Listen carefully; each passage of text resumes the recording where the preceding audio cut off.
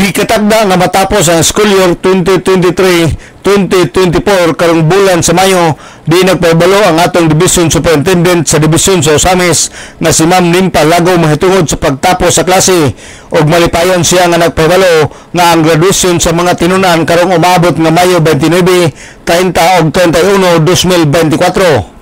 Sa interview sa DXD News Team kang Ma'am Nimpa Lago, matod pa niya nga dunay kamanduan nga gipagawas ang Vice President o DepEd Secretary Sara Duterte nga human sa graduation hatagan og higayon ang mga magtutudlo nga makapahuay human sa usa ka tuig nga trabaho ug ang bulan sa Hunyo ihatag kini kanila nga libre nga makauban ang ilang matag pamilya. So ipaibalo nato sa mga ginikanan sa tanang mga usamisnon nga this coming May 29, 30 and 31 muna nating schedule sa atong closing sa atong eskwelahan. So graduation na nato na nga mga adlaw tanang May 29, 30 and 31.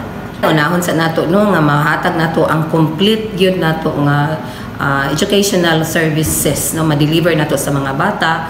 And then mahuman ang ilahang mga projects or activities nga gitas no gi-assign sa ila mo na nga nag distance learning ta karon para ang wala pa nila nahuman nga mga activities, projects, mga performance tasks nga dapat i-comply sa mga bata padayon nila karong panahon na sa April 15 and 16 kay nakahuman na ra sa atong third grading third quarter no nga period or examination. So nag-prepare na sa atong mga kabataan para sa finals or last quarter. For the whole month of June dili nato madisturbo ang atong mga teachers kay mao gyud nagisaad sa atong DepEd Secretary VP Sara Duterte nga i-enjoy gid sa mga maestra tagaan gid panahon ang mga maestra nga makapahulay makahatag sila panahon sa ilahang personal nga for example career development or adto sila sa ilang pamilya.